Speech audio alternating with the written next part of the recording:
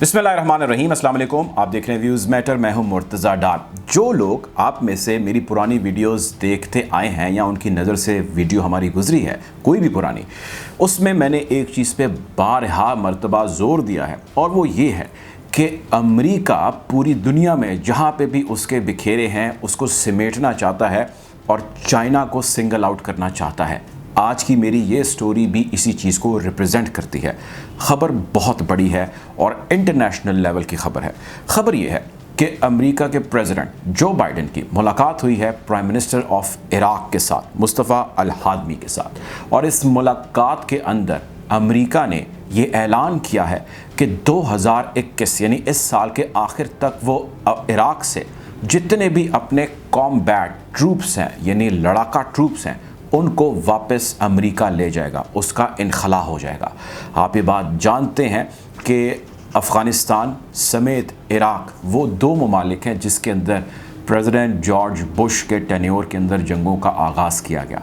लगभग कोई 18 साल से ज़ायद का अरसा हो चुका है कि इराक के अंदर अमरीकी अफवाज मौजूद हैं, कभी इस गर्ज से तो कभी उस गर्ज से, लेकिन लार्जली उनका हदफ यह है कि यहाँ पर अमन हो, दहशतगर्दी का ख़ात्मा हो, ताकि उसका असर दुनिया के ऊपर ना हो सके, खुसूसन अमेरिका के ऊपर।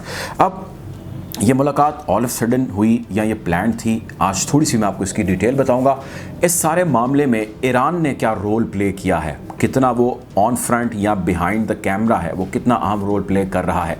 दूसरी बात मैं इस बारे में करूंगा। तीसरी बात मैं आपसे ये करूंगा कि इस सारे मामले में इराक ने क्या अचीव किया है और आने वाले वक्त में मुमकिना तौर पर क्या होने जा रहा है। लगभग 2500 के करीब अमरीकी और गैर मुल्की जितने फ़ौजी हैं वो मौजूद हैं इस वक्त इराक के अंदर, और उनकी मौजूदगी जो है वो बहुत सारे मसलों को जन्म दिए हुए है। कुछ ऑब्जेक्टिव्स हैं जिसको वो अचीव कर रहे हैं, वो चाहते हैं कि वो इन ऑब्जेक्टिव्स को जल्द से जल्द हासिल कर लें। इसकी डिटेल में मैं चाहता हूँ, लेकिन साथ ही साथ मैं आपको ये बताऊँ कि प्रेसिडेंट जो बाइडेन ने ये जो ऐलान किया है, जो आपकी स्क्रीन पर चला है अभी थोड़ी देर पहले आपने देखा है, और प्राइम मिनिस्टर ऑफ इराक ने इस चीज़ के अज़्म का इजहार किया है कि जी कॉम्बैट ट्रूप्स 2021 तक ख़त्म कर दिए जाएंगे, ये वापस अमेरिका चले जाएंगे। लेकिन उन्होंने साथ ही साथ ये भी कहा है कि यहाँ पे ट्रेनिंग के पर्पस के लिए अमेरिकी दस्ते रहेंगे, वो तादाद में कम होंगे और काफ़ी ज़्यादा कम होंगे।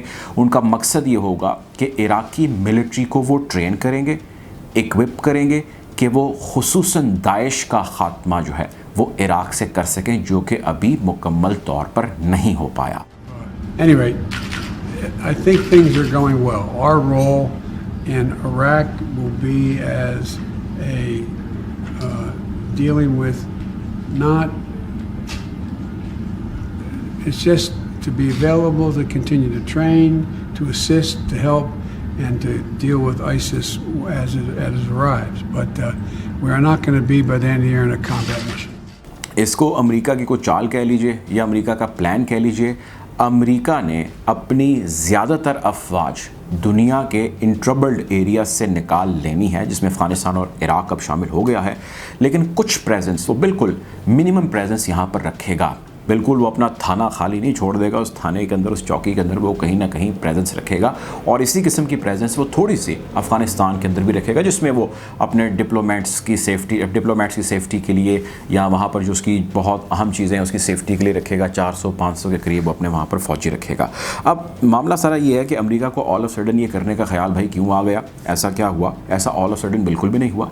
अमेरिका और ख़ुसूसन ये जो नई एडमिनिस्ट्रेशन आई है इसने बिल्कुल 360 व्यू किया चीज़ों को और उसके ऊपर बंद है, और इस एडमिनिस्ट्रेशन का ख्याल ये है कि हमारा जो एक बड़ा एनिमी है हमें उसका मुहासबा करना है, हमें उसका मुहासरा करना है। तो उन्होंने सबसे पहले सिंगल आउट किया है अपने एक बड़े एनिमी को, और उनका जो एक बड़ा एनिमी है वो उन्होंने रियलाइज़ किया है कि वो चाइना है, जिसके गिर्द वो मुहासबा और मुहासरा कर रहे हैं। अब चाइना के साथ डील करने के लिए पैसा बहुत ज़्यादा चाहिए, ह्यूमन रिसोर्स बहुत ज़्यादा चाहिए, दिमाग बहुत ज़्यादा इस्तेमाल करना पड़ेगा, यानी कि यू नीड मल्टीपल ब्रेन्स जो बैठेंगे और उसको काउंटर करेंगे, क्योंकि ये लड़ाई फिज़िकल लड़ाई नहीं है, इसके अंदर बहुत सारी हाइब्रिड वॉर और उसकी चीज़ें भी शामिल हैं। सो इसके लिए जहाँ जहाँ पर बिखेरे हैं उनको समेटो, ताकि पैसे को जो है वो ज़ाया ना किया जाए, ह्यूमन रिसोर्स ज़ाया ना किया जाए, उसको भी यहाँ पर समेटो, हालात किसी जानिब भी बढ़ सकते हैं, कशीदा हो सकते हैं। सो इनको बिखरे हुई चीज़ों को समेटना शुरू करो। अब ईरान के साथ जो मसला था उसमें अप्स एंड डाउन आ रहे हैं, फ़िलहाल डाउन जा रहे हैं, पीछे कुछ अप्स थे। अब इराक वाले मामले के अंदर भी वो चाहता है कि हम इसी तरह सॉर्ट आउट कर लें इस प्रॉब्लम को। अब ईरान ने इस सारे मामले में क्या रोल प्ले किया है?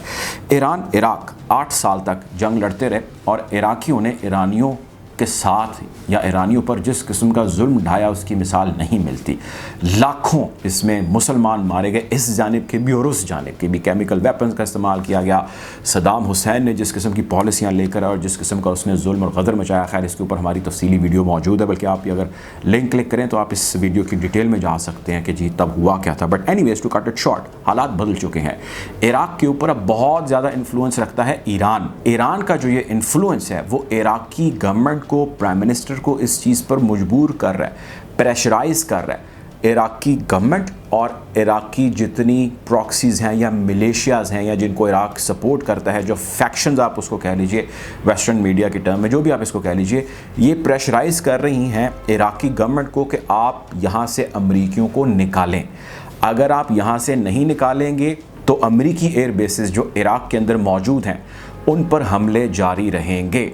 आप ये भी जानते हैं, माजी में भी ऐसी खबरें थी, मैंने उस हवाले से बहुत सारी रिपोर्ट्स की, आपको वीलॉग शेयर किए जिसमें जिक्र मैंने किया कि किस तरह इराकी एयर बेसिस, जो अमरीकी एयर बेसिस इराक के अंदर, उसके ऊपर हमले हो रहे हैं। Anyways, to cut it short, ये सारा मामला बढ़ जिस जानिब रहा है वो ये है कि अमेरिका यहाँ से इनखला कर रहा है। ईरान उसको इनडायरेक्टली प्रेशराइज़ करने में कामयाब हो गया, वो उसके बेसिस के ऊपर हमले हो या अमेरिका का अपना रीज़न हो यहाँ से निकलने का। अब इस सारे असना के अंदर इराकी गवर्नमेंट बड़ी परेशान थी, खुसूसन प्राइम मिनिस्टर साहब, उनके मुस्तफ़ा साहब। उनकी परेशानी ये थी कि भाई हमने इतने साल इनके साथ, अमेरिका के साथ रिलेशंस एंजॉय किए हैं, अच्छे या बुरे किए, हमें बहुत सारी इमदाद भी आती रही है। अब जाते जाते हम अमेरिका के साथ ताल्लुकात ईरान की वजह से या किसी और की वजह से ख़राब ना करें।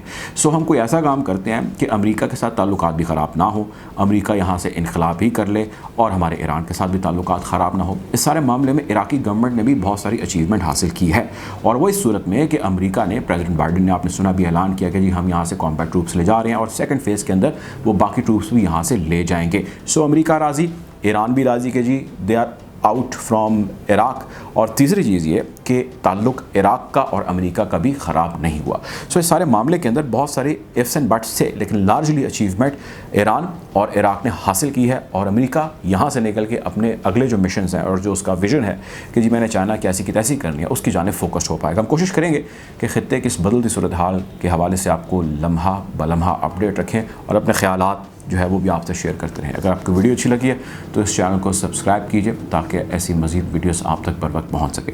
अपना ख्याल रखिएगा, दुआओं में याद रखिएगा। अल्लाह हाफ़िज़।